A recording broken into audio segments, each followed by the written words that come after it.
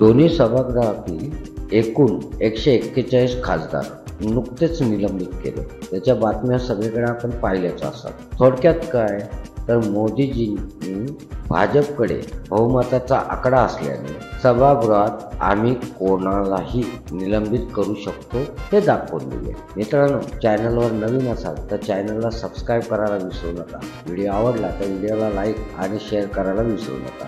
खरी गोष्ट ही आहे की भाई और बहनों म्हणणारे मोदीजी विरोधी पक्षातील लोकांना भाईबंद समजत नाही।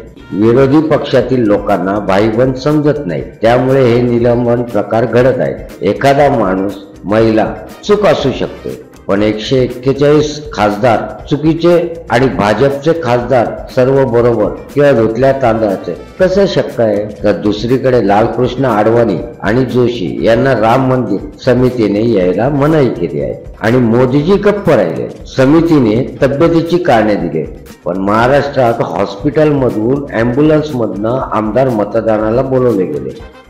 वरून कारण सांगितलं पक्षनिष्ठा। मग अडवाणी आणि जोशी पक्षनिष्ठ नाहीत असे जगाला सांगायचंय का? आपल्याला काय वाटते? कमेंट बॉक्समध्ये आम्हाला नक्की सांगा। धन्यवाद।